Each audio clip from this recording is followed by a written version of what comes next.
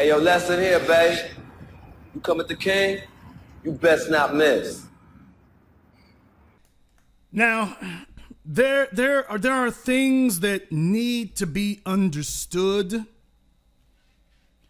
that you do have a number of disaffected individuals, and they're attempting to take advantage of black society is what they're attempting to do.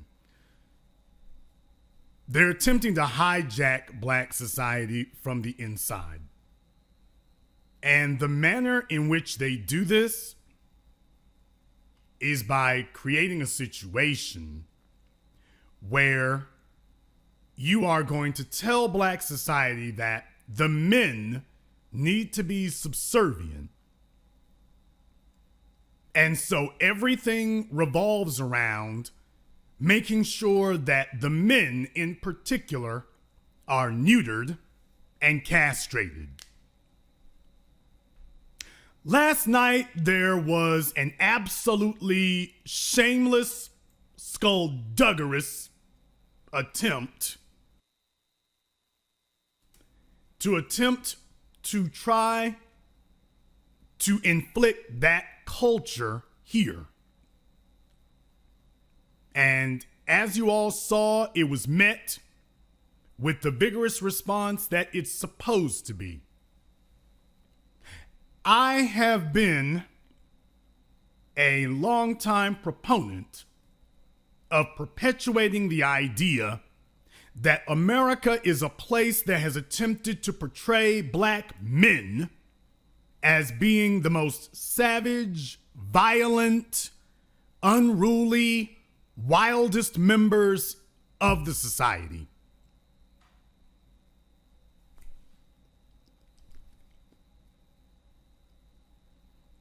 And I am going to make this notice here that is absolutely wrong. Black men are the most docile, domesticated individuals in this society. And it is exactly that domestication that is the problem. And is continued and deteriorated to a point that we have now become a society that expects to be led, where they expect the men to be led by their women. And when that predictably fails, you blame the men for failures of the women or of the white society, when you told the men they don't run anything. And one of the things that I think is most poisonous is that when we as black men enter any type of arena or forum, you have people telling us that we need to be polite. And being polite always, always, always means sit down, boy, and take what you're given. That's what be polite always means. It always means be subservient. It always means take abuse. Things that they would never say to a white man's face, because he won't let you, because he doesn't even allow you to come around, would never say to an Asian or a Latin. They make it their full-time job to say it to black men. Let me say this in no uncertain terms. Black men, we have become the whipping boys of this society.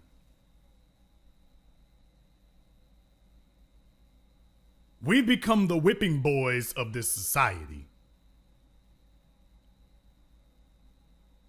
And that's enough. We have asked for permission. We have attempted to be as docile, subservient, as bootlickingly harmless as we can possibly be.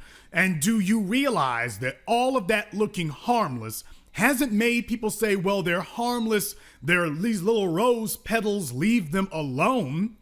It's made them say, hey, they're harmless, and it has encouraged them to brutalize us even worse.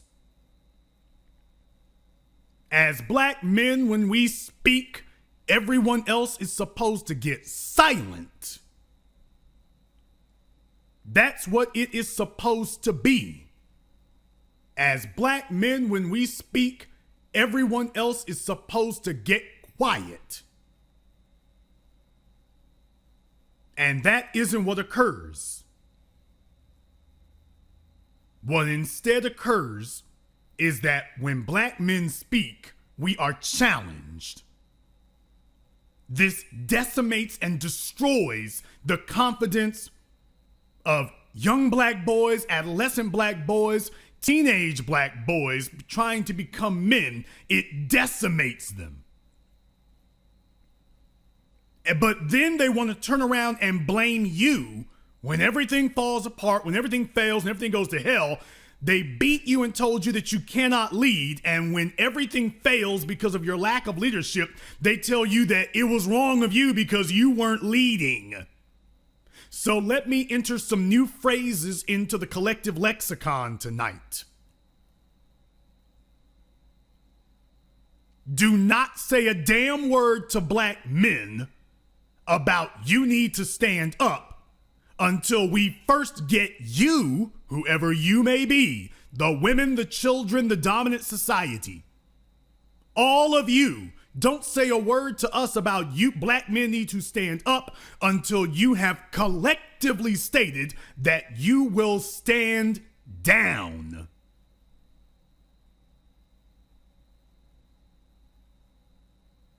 If you are not stating that you are going to stand down, then don't you say a damn word to us about you need to stand up.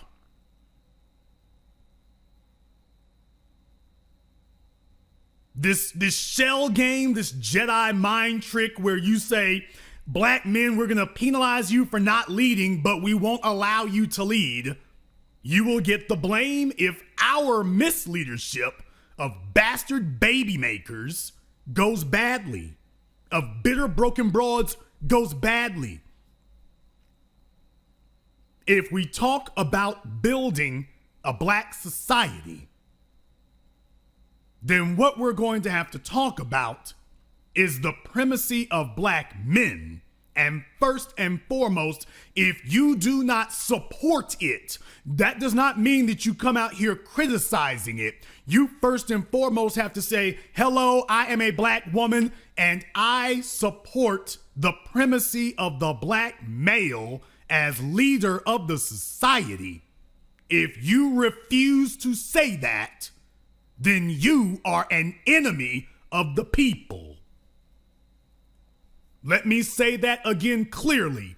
If you are a woman who refuses to say, I recognize and endorse the primacy of the black man as leader of the society, if you do not say that and then follow it up with your actions, then you are an enemy of the people. That does not mean you come out here and say everything you don't like about it. You first and foremost say that you support the black man's primacy, and then you shut your pie hole and await further instruction. But this idea that black men will be blamed for things they did not do, that we're everybody's perpetual scapegoat, that you got a bunch of bitter broads who screwed up everything but then want to blame us for their screw-ups, that they will not stand down. Oh, I want you to stand up, but I'm not going to get out of the driver's seat. I'm going to sit right here, and then I'm going to blame you. Brothers, it is time for us to become downright uncivil.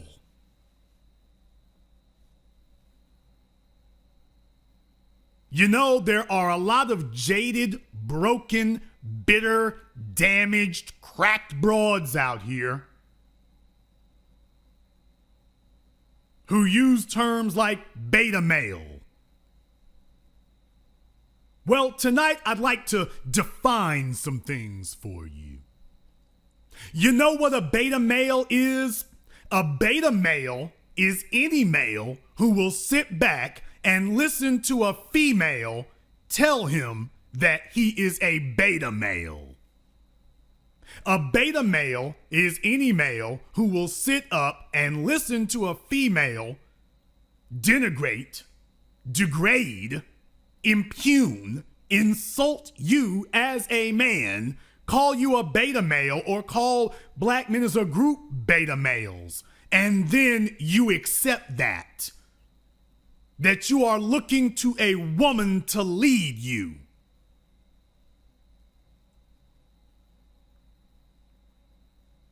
I can accept information from a woman.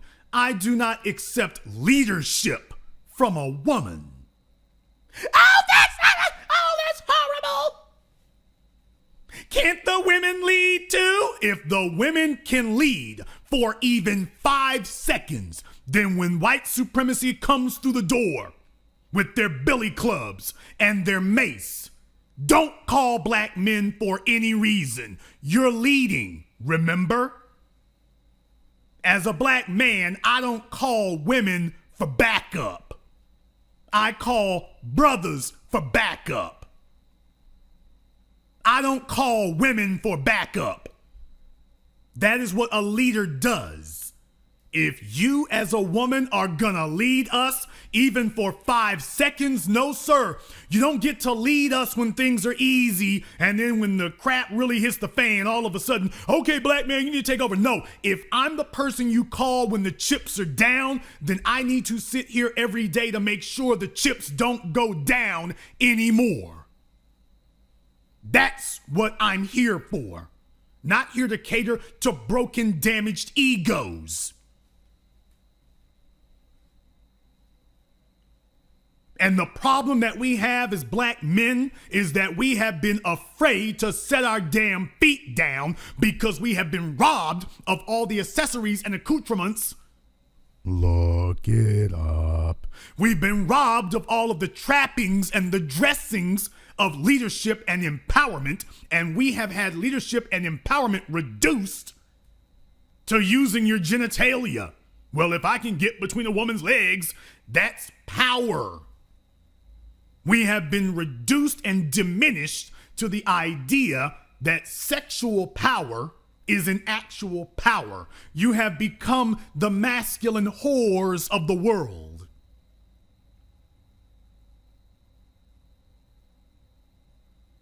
And this is exactly where they want us.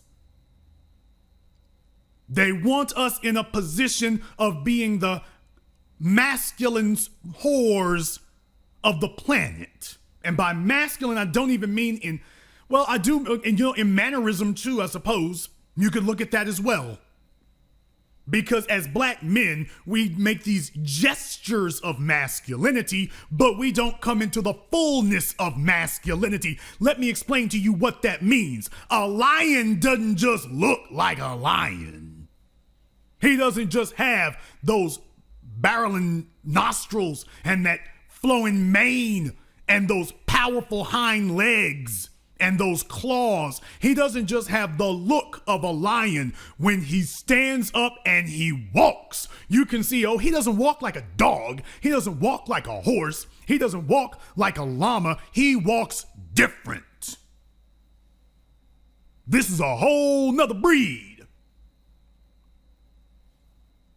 Whole nother breed. You can see from the way he moves and Lord help you if he starts running. You can see it in his movements, in his mannerisms, but most importantly, you can see it in his actions. When he comes near a group of other animals, they respect his presence, like the human race respects the sun. And as black men, we have been told that we need to have these mannerisms and gestures of masculinity, which is really masculine sexuality, is what we're told. We start expressing ourselves sexually, but we do not express ourselves socially as powerful. That's what we don't do. And now you have had the ultimate betrayal of individuals telling you that women are going to mentor you on how to be a man. That is the ultimate betrayal. A woman can ask me how I do what I do. A woman can ask me why I do what I do. But can't a woman ever tell me what I need to do? Any more than I'm going to tell a woman what she needs to do to be a woman. I will tell you, hey, there's some things you're doing I don't like. But I'm not going to sit here and mentor you on how to wear a dress, on how to wear silk panties, on how to wear a bra. I'm not going to mentor you on that. On how to wear heels. I'm not going to mentor you on that. You heard me say I like them things. Now, this is another thing right here. You see, you're not used to hearing this either because you want this to be entertainment, which means we have to be monolithic. Hell to the no. No, I usually am doing this in a certain way. That's me expressing myself, but that does not mean that I don't touch these streets now. So let's just go ahead and have a direct to direct conversation about what's really going on.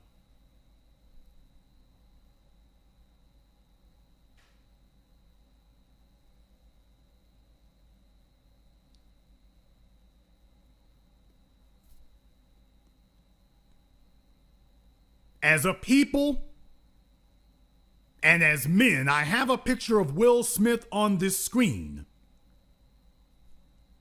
And I want you to look at that picture. And I don't want to beat up on Will. I'm doing this because Will Smith, in my mind, has become the epitome of so many, not everything, but so many of the things that are wrong as far as how society perceives us. Will Smith, Barack Obama, and their ilk, they are harmless. And I'm telling you that the problem with it is that it has encouraged people to harm us because you appear harmless, that you're going to cater to everything a woman tells you. And all that doesn't make the women respect you. It makes the women want to hurt you more.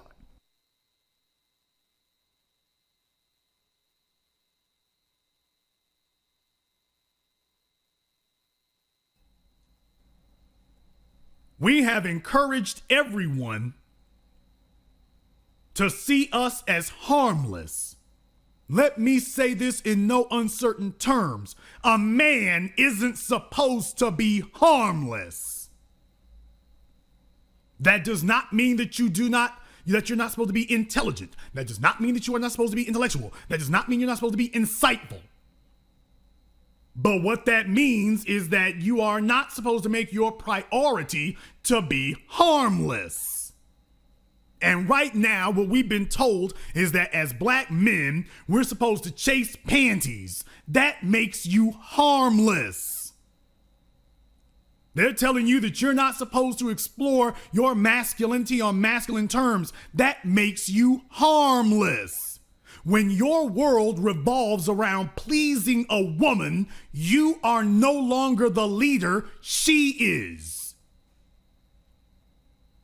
And that's going to work out just fine if you are going to let her lead.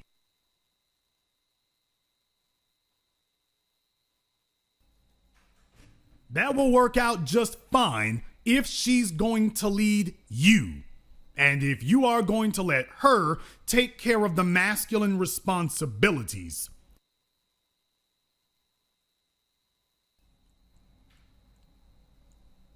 Now, in the world that I inhabit, a woman does not lead me. We are going to have wholesale manhood training, because when I take a look online, when I take a look offline, when I take a look on the internet, I'm seeing people sit up here and what they're talking about is they are trying to pander to females, and that is the true reason that most black men today are broke.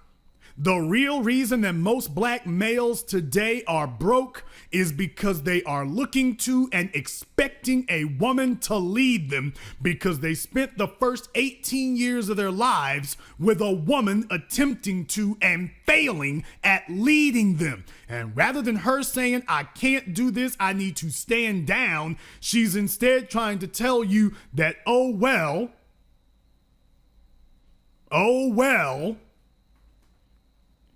we need to go ahead, and if you fail as a male, that's acceptable. So all of the girls are going to college and the boys are going to jail, and the mothers don't see anything wrong with that. Because females, as a group, let's just be honest, in the female psychology, admitting that you're wrong is anathema to you. This is where you need men, because a woman can afford to be wrong in a society of males running it. Women can afford to be wrong. But in a society run by women, neither the women nor the men can afford to be wrong. Because the men are the first and only real line of defense for the society. But if the men aren't leading, then the society is helpless and defenseless. And let's be honest, we have to be totally honest about this. Black society is broken because there is a heavy, strong contingent within black society that wants it to be broken.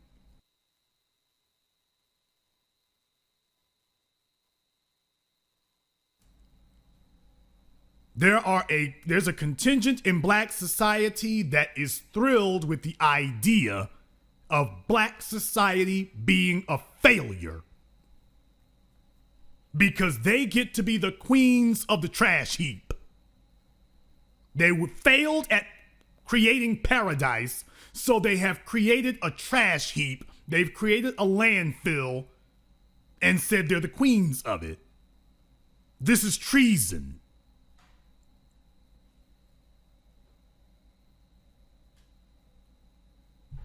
There are so many people out here, your daughters are being molested, your sons are being molested, and that is because the first primary line of defense for the family and the people is missing.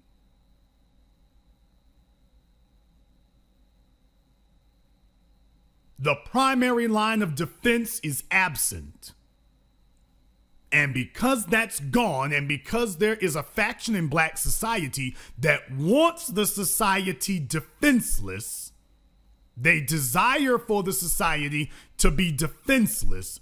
Because that's the situation that we're in, you have a decimated people who understand that they need the men, but at the same time, there is an internal force attempting to thwart the male's primacy.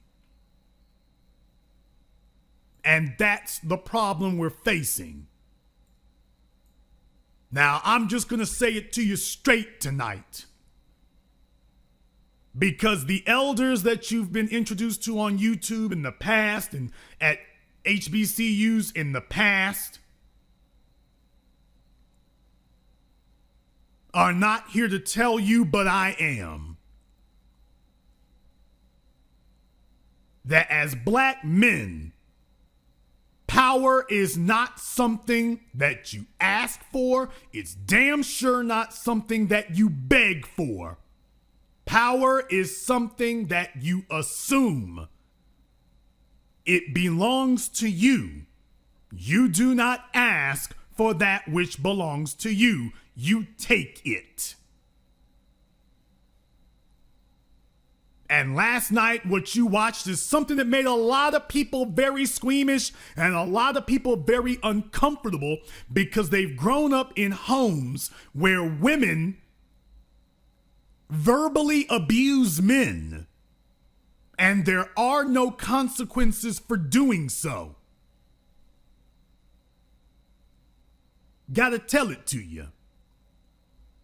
They've grown up in homes where they watch their mothers verbally abuse men, and there were no consequences for doing so. Everywhere else you go, if you verbally abuse the men, there's a price to pay and there are consequences for doing so.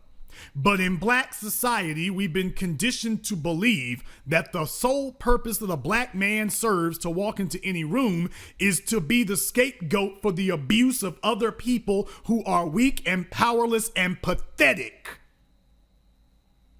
And let's just be very clear. You have a bunch of bitter broads who don't have a man and aren't eligible for one, but they're angry at the men because that those of us who will not accept the abuse, they are hurt, they are broken, and they want all of us to be subservient.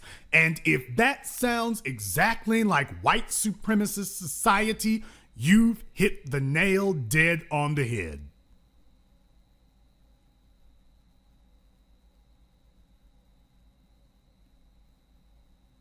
They are practicing against us. They are utilizing against us the exact same methodologies and practices that they see white society use against us. They're doing the exact same things. They are imitating the abuses of white society against black men. That's what you're watching. With this matriarchal, woman-led culture that says that black men's purpose is to be abused. You are to have no interest in and no use for a woman who comes in the door trying to tell you how things are going to be. They became single mothers because they were unable or unwilling to submit to a man's leadership. And as black men, we're being told that that's not what we need to do. And that's why I have the picture of Will Smith, because in both his image and his behavior, he is the epitome of the non-threatening black male. He is the epitome of that. He is the black male who has never told a woman no.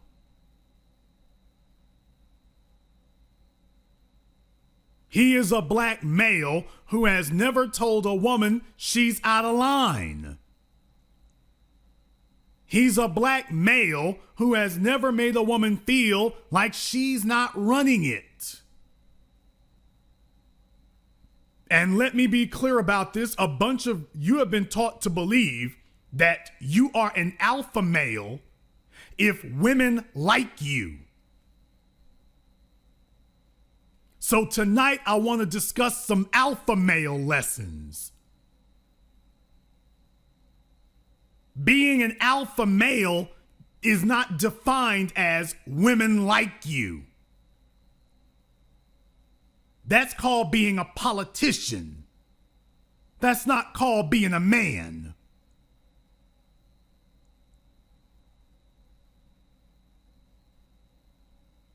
You're a politician if everybody likes you. But that doesn't mean you're a man. And you've been told to politic for female approval. And that as long as you have female approval, you're doing okay.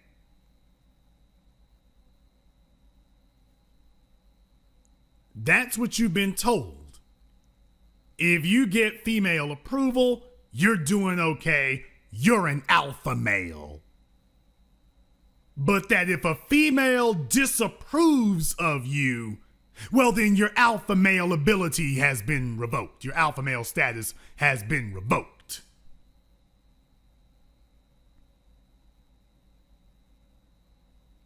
That's what you've all been taught. Because you were taught at the knee of women who failed. You were taught at the knee of women who failed to be able to get a man and keep a man who would produce.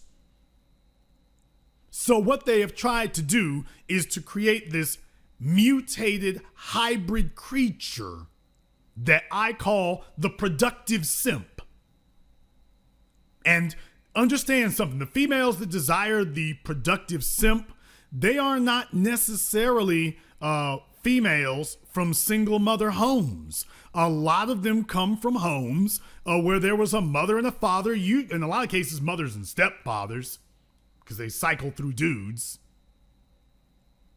But it's a situation where it doesn't necessarily come from a single mom. But you notice the same pattern. The man has a lot of effeminate ways about him. Everything with him is getting in touch with his feelings and making a female happy with him. This is why you have so many young black males doing time in prison for fighting over a female. Not because he thought it was in his best interest, but because he thought that pleasing her or catering to her or showing her that she was the most important thing in this world to the exception of himself, that was the definition of expressing being a man.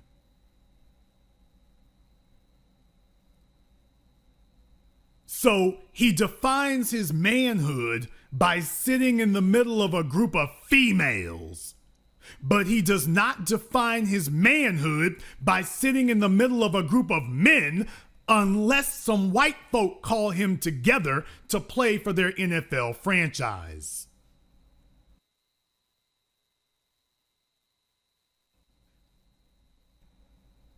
The only time that the average young black male in this country spends time around other males is when called together by the white society to begin their plantation buck training. But in his own group, he doesn't do that, except for street gangs. Now there he gets to be around other men.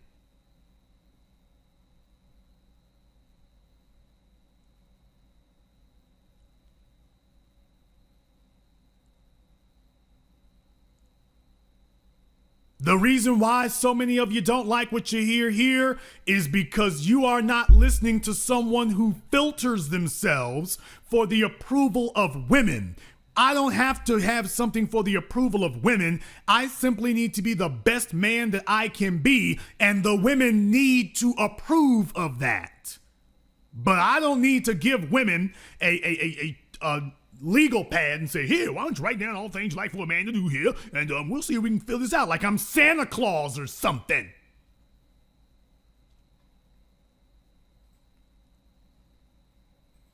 That's not gonna be the way.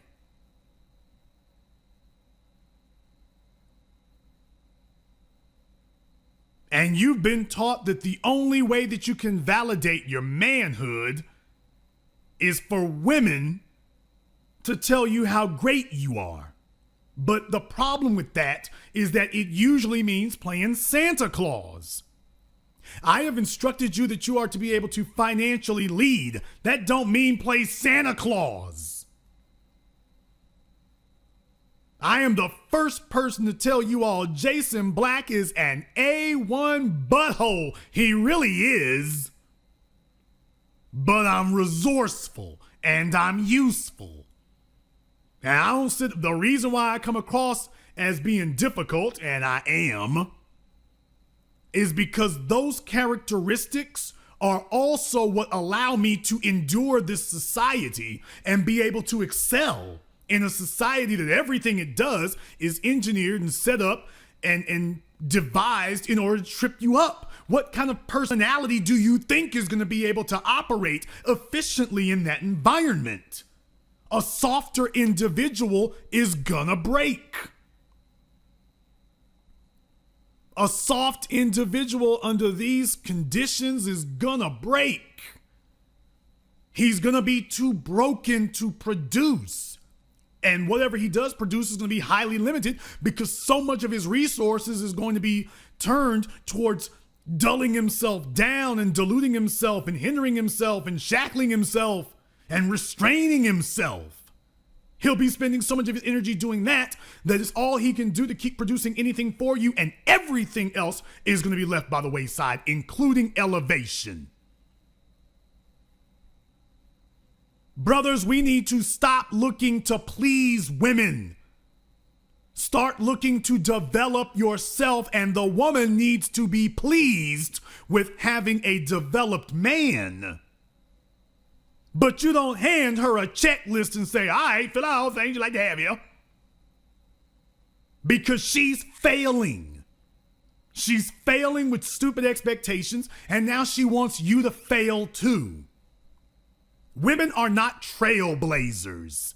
And if you're waiting for a woman to be your trailblazer, then you're gonna fail.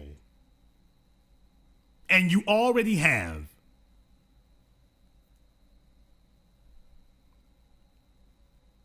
The next thing that you need to understand is that an alpha male does not chase women. An alpha male chases power. An alpha male chases development. An alpha male chases improvement. An alpha male chases resources and the ability to develop them. And then he doesn't have to chase women, the women chase him. And not only do the women chase him, he has the pick of the women. He has the pick of the very best of the women. So not only does he not have to chase women, the best ones come for him. But you have been told that you have to chase women and figure out what to tell them or what to say. Now, of course, you do need to be able to talk to them. Absolutely. But this idea that your existence is defined by your ability to chase them, that's the problem. As men, we don't chase them. We don't. You're not supposed to. Now, that doesn't mean if there's a female that you want to talk to or whatever, you get her attention. Absolutely. But this endless, perpetual skirt chasing, this idea that we're supposed to figure out the right way to panhandle for panties. We got so many dudes out here who are vagina beggars. And you're spending so much of your energy doing that.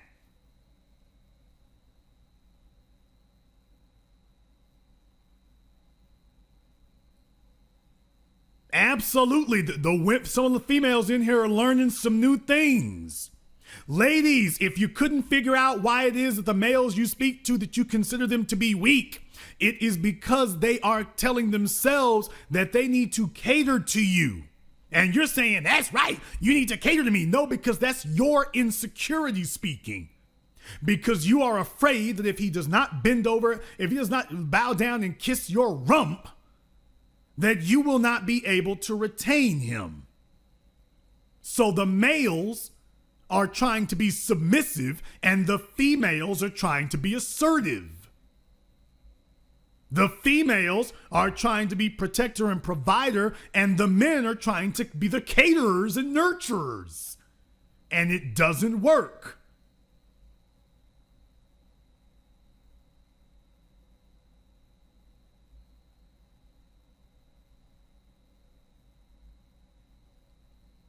You've got it completely backwards, but then again, if you take a look at your mammy, you probably see it's backwards too.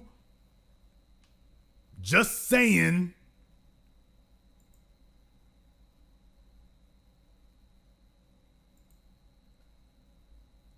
I'm going to go ahead and open up the telephone lines now. The number is 646-787-1933. That's 646-787-1933. Your personal access code to the blackchannel.net radio program. And some things you haven't been hearing before.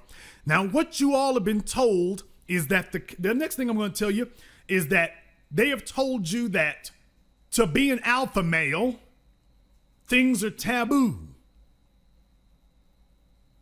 That there are things you don't talk about. There are things you don't say.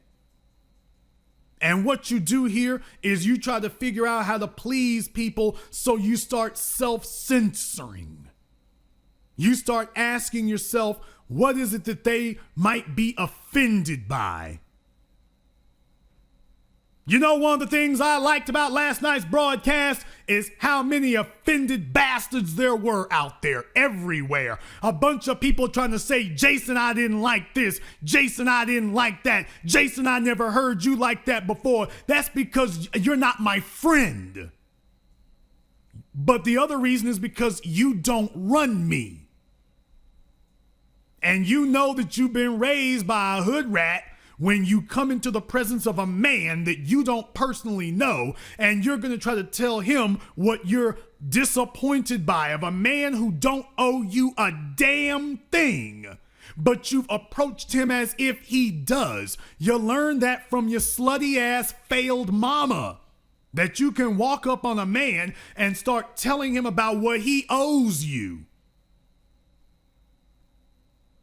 You don't know me, but you're sitting up here trying to tell me what I owe you in my behavior, in my mannerisms, in what I say. You can't talk like that. Who the hell are you to try to tell me how I can talk? I talk as I damn well please. And it pleases me to bomb on your ass. Would you like to put that little snippet on repeat? It pleases me to bomb on your ass. And I've paid the cost to be the boss to do that.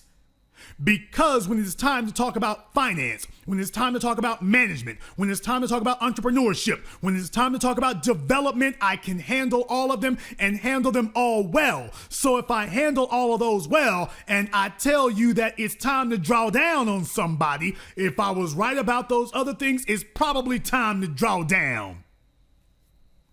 But I don't like that. What you didn't like was the idea of a man being what a man is. Now, when the females are belligerent and out of line, you're so accustomed to females running you that pleases you. Females being abusive pleases you. But a man saying, no, this is the way things will be, just saying that bothers you. And you need to look at yourself and say, you need to look at yourself, start sniffing yourself and say, you know what? I think I smell my mama's failed mentality. I think I smell that. I think that's what I smell. I smell like a failed woman.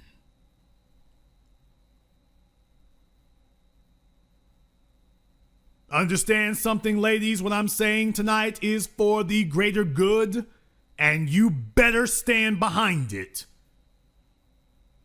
Because the first step of the process is that you get out of the men's way. The second step of the process is that the men take the wheel. But there cannot be a fight over it. You cannot tell him that he is your protector and your servant. So before we're going anywhere, either the man is going to protect himself and you, or he's going to protect himself from you. But that is what it will be. It will not be both ways.